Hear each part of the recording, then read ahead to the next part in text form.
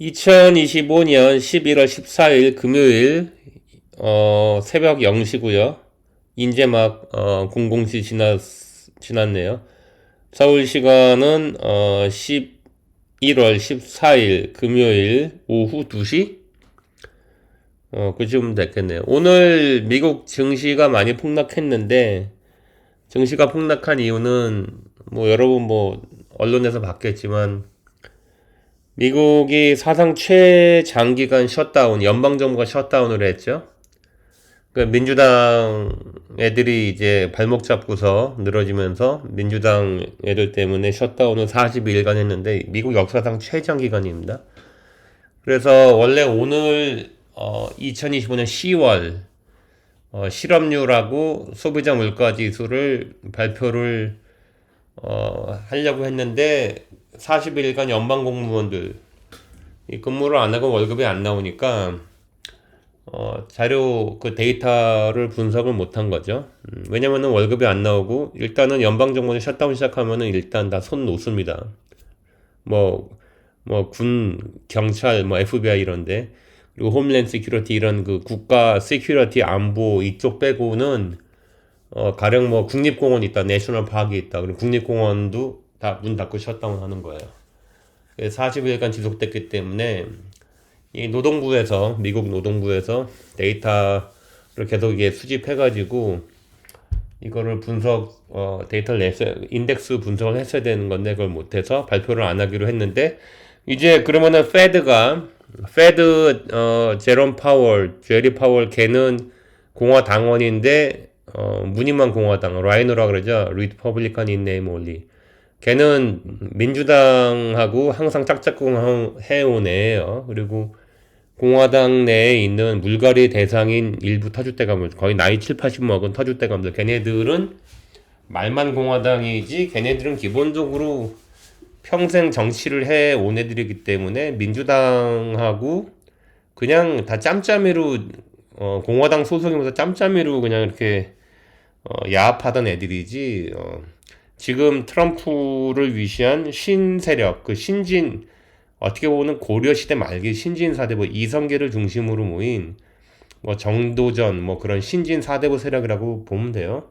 걔들이 볼 때는 위험한 애들이지 뒤집어 엎으려고 그런다 이거지. 근데 신진 사대부 세력이 볼 때는 쟤들은 말만 공화당이지 평생 민주당하고 야합해 오면서 자기네 기득권을 유지해온 미국 3대 정치 집안들 부시, 맥케인 이런 애들 3대 4대째 해먹고 있거든요. 그리고 며칠 전에 죽은 부통령 출신 그 딕 체니 같은 애 그런 애들은 그 딥스테이트 1세대 1.5세대들이죠.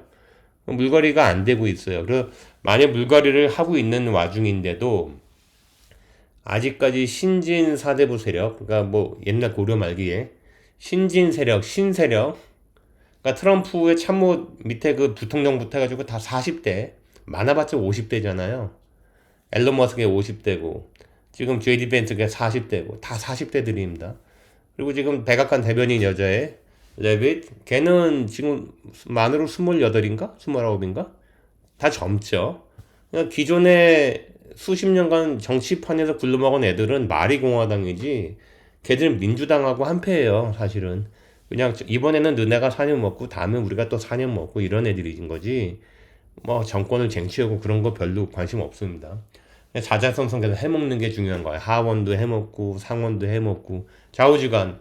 그러다 그 지금 신세력이 사법부도 이제 많이 이 공화당 그 제가 말하는 건 구공화당이 아니라 신공화당 주류 세력 신세대 40대 50대 대부분 40대 그 세력들의 영향이 좀 미치고 있는데 사법부까지도 시작한 거죠 이제. 근데 행정부야 어차피 뭐 자기네 행정부니까 자기들이 다 좌지우지하는 거고 근데 아직도 신세력이 영향력을 많이 미치지 못하고 있는 데가 한 군데 남아 있는데 그게 금융계 딥스테이트죠. 페드예요. 페드 제리 파월 걔도 그냥 말만 민주당 공화당원이지 실제로는 민주당하고 기존의 공화당 세력들은 다 안티 트럼프이기 때문에 걔네들 쪽인 거지 이 트럼프 하고 트럼프 세력 쪽인 그 신세력하고는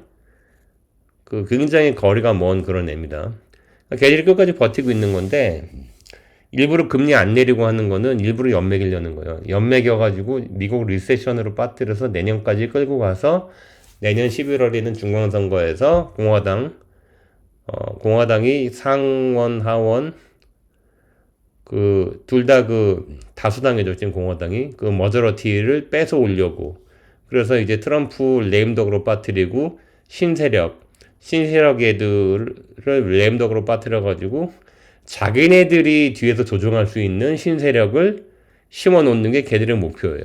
그러니까 걔들은 일단은 그거 하기 위해 연맥이기 위해서는 즉 지금의 신세력 트럼프를 위시한 신세력의 영향력을 걔들의 그 확장되는 권력을 중단시키기 위해서는 중간 선거에서 상하 양원을 뺏어와야 되고 그러기 위해서는 할 수 있는 게 경제를 그 리세션으로 빠뜨리게 하는 거. 그래서 제이 파월 걔가 기를 쓰고 금리 안 내리려고 하는 거죠. 근데 이제 그 백악관 대부분이 어제 밤에 이제 우리 그 실업률하고 CPI 그 소비자 물가지수 발표를 못 한다. 그래서 이번에는 발표를 못한 상태로 그냥 넘어가는 거예요. 이번 10월 달. 페드가 그거를 이제 악용해가지고 우리 데이터가 없어가지고 금리 못 내려. 우린 데이터가 있어야지만 그걸 보고 금리 결정을 해.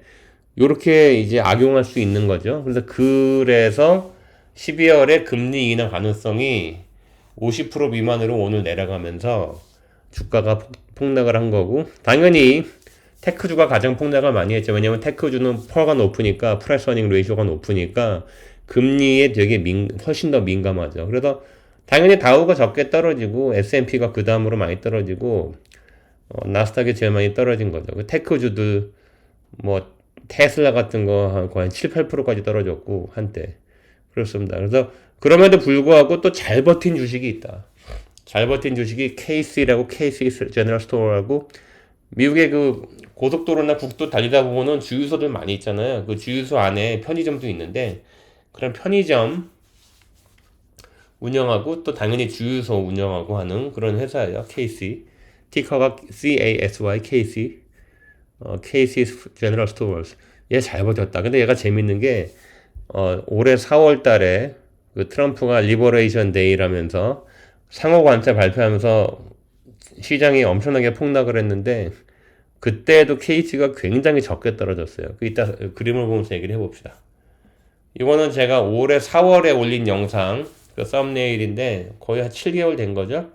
7개월 넘었으니까 4월 전과 현재 그리고 올해부터 현재까지 YTD 1to-date 그 백테스트 차원에서 이 영상을 올리는 겁니다. 이건 저번에 4월에 올린 영상의 썸네일이고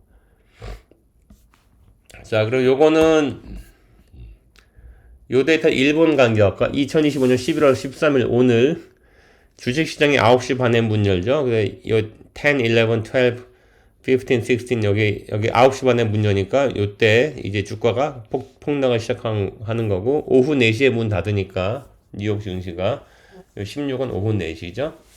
보면은 KC는 오늘 한 1%까지 거의 올라갔다가 막판에는 0.31%로 어제 종가 대비 플러스 0.31%로 장 마감했고 GSPC는 S&P 500 지수예요. 마이너스 1.6%.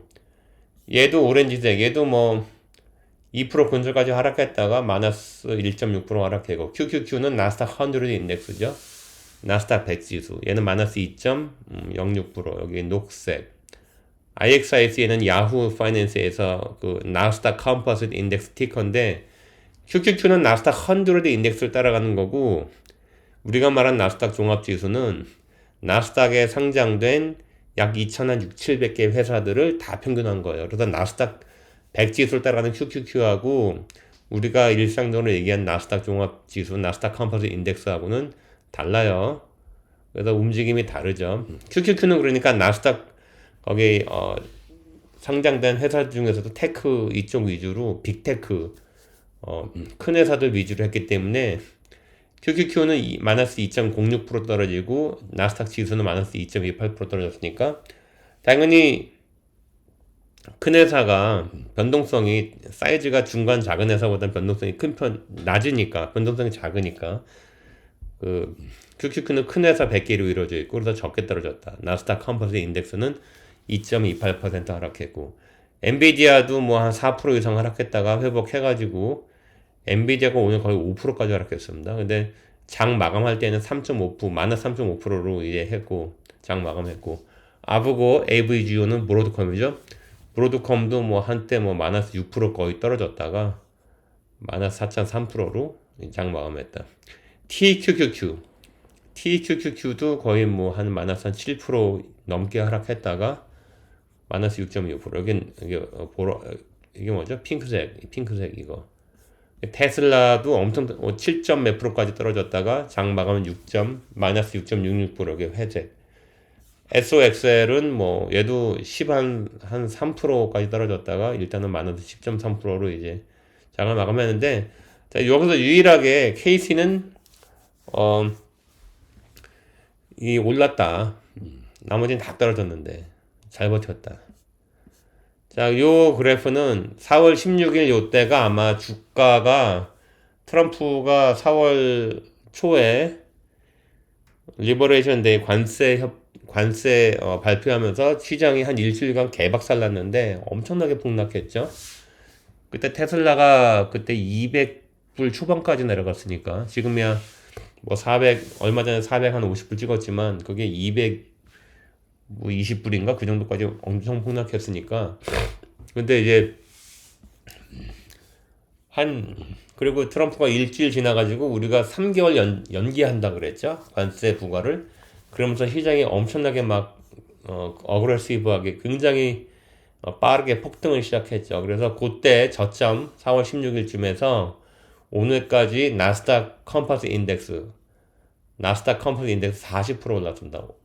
저번 주부터 좀 하락을 했는데 나스닥 여기 지수가 좀 하락을 하고 이제 오늘 또 한 2.1% 떨어지고 그래도 그전 4월 중순 저점에 비해서 40% 오른 상태다. QQQ는 37% 올랐고 S&P 500 지수는 28% 올랐다. 녹색. KC는 적게 떨어졌어요. 그때 오늘은 오히려 올랐지 조금 0.3%. 그때 17.7%밖에 안 올랐다. KC는. 하지만 KC가 나스닥 컴포지트 인덱스가 40% 오르고 S&P 500 지수가 28% 올 때 KC는 17.7%밖에 안 올랐는데 얘가 그러면 진짜 적게 오른 거냐? 요 구간만 보면 제일 적게 올랐지만 올 초부터 오늘까지의 이 YTD 일투데이 실적을 보면은 QQQ, 나스닥 종합지수, S&P 500 지수보다 훨씬 더 많이 올랐다. 왜냐면 요때 얘는 KC는 굉장히 적게 떨어지고 또 했기 때문에 QQQ나 뭐 S&P 500 지수나 나스닥 종합지수는 너무 많이 떨어졌어요. 이때 4월 초 중순 너무 많이 떨어져가지고 바닥에서 40% 올랐다고 해도 연초 대비 QQQ는 17.7% 오른 거고 나스닥 종합지수는 연초 대비 16.6% S&P 500 지수는 연초 대비 13% 오른 거예요. 근데 케이스는 올해 35.47% 올랐다. 예, 그래서 전에 4월 16일 바닥부터 오늘까지는 약 7개월 동안에 17.7% 적게 오른 것 같지만 적게 4월 초부터 중순까지 그 리버레이션 데이 그 트럼프의 그 관세 상호 관세 발표 그 직후 시장 엄청 폭락할 때에는 굉장히 적게 떨어졌기 때문에 연초부터 따졌을 때는 KC가 실적이 제일 좋다. 35% 올랐다. 이거는 테크주도 아니고 아까 얘기한 대로 그냥 주유소 운영하고 편의점 운영하는 컨슈머 사이클 그러니까 경기에 민감한 소비재예요. 그러면은 트럼프가 관세 발표를 하고 막 시장 개박살 나고 한 게 4월 첫 번째 두 번째 주니까 연초부터 봅시다. 2025년 1월부터 2025년 4월 8일까지 S&P 500 지수가 마이너스 16% 오렌지색, 나스닥 종합지수가 마이너스 22% 빨간색, 그리고 QQQ가 마이너스 19.65% 녹색. 그러니까 QQQ가 마이너스 한 20% 떨어진 거네, 반올림에서. KC는 연초부터 4월 8일까지 QQQ가 마이너스 거의 20% 떨어질 때 얘는 4.8% 올랐어요. 올랐다고 오히려 연초 대비. 그러니까 요때 안 떨어졌기 때문에 4월 초 중순에 막 시장 개박살 때. 그래서 얘는 연초 대비 아직까지 다른 나스닥이나 이런 웬만한 테크주에 비해서 실적이 훨씬 더 좋다. 얘는 뭐 엔비디아 이렇게 팬시한 회사도 아니고 뭐 썸네일에서 보듯이 그냥 주유소 운영하고 그 편의점 운영하는데요. 근데 이런 회사가 굉장히 또 많이 남아요. 많이 남는다고. 그러니까 이렇게 주가가 잘 오르고 잘 버티지. 관세 그런 전쟁 할 때에도 얘는 그냥 잘 버티고. 그러니까 4월 초부터 4월 8일까지 일주일 동안 S&P 500 지수가 12%, QQ가 13%, 나스닥 지수 13% 하락할 때 얘는 마이너스 6%밖에 하락 안 했어요. 4월 2일부터 4월 8일까지. 잘 버티는 거지. 그러니까 관세 그런 전쟁 그런 리스크에도 상당히 어느 정도 인설레이션 돼 있고 그러니까 이 뭐라 그래 그 단열이 돼 있다 그러나요? 보온이 돼 있다 그러나? 외부 충격, 관세 전쟁 같은 외부 충격에도 상당히 상대적으로 이 절연이다 그러나? 이 단열, 그 인설레이션이 잘 돼 있고 그렇기 때문에 또 이렇게 시장이 폭락할 때 적게 폭락하기 때문에 또 시장이 회복할 때 적게 오르더라도 워낙 적게 폭락했기 때문에 전체 기간으로 보면 웬만한 테크주보다 훨씬 더 성적이 좋다. 요 회사가 IPO를 언제 했냐? 이 회사가 IPO를 83년도 10월에 했는데 한국 사람들이 좋아하는 QQQ가 99년 3월 11일이 인셉션 데이예요. 99년 3월 11일부터 이제 QQQ가 이제 트레이딩 시작한 거죠. 근데 어떤 영상 보니까 QQQ를 사서 모아라 수십 년간 그러면 은퇴 뭐 준비할 수 있다. 근데 막 80년대에도 막 QQQ 실적을 막 그래프로 보여주더라고. 근데 QQQ라는 ETF는 99년 3월 11일이 인셉션 데이이기 때문에 99년 3월 11일 전에는 QQQ가 존재하지 않아. 근데 어떻게 80년대 QQQ 실적을 막 그래프로 보여주는지 나는 이해가 안 되지만 하여튼 뭐 그런 유튜브도 있더라고. 그러니까 자기가 무슨 말하는지 모르는 거야. 그리고 인셉션 데이시라는 개념도 없는 거야. 그런 사람들이 유튜브도 하고 구독자도 막 몇십만 명씩 조회수도 몇만 개 몇십만 개 나오고 하더라. 좌우지간 99년 3월 11일이 QQQ가 출시된 날이고 그때부터 그 시장이 막 개박살 나고 거의 바닥이었던 4월 8일까지 실적을 보니까 KC가 35배 올랐다.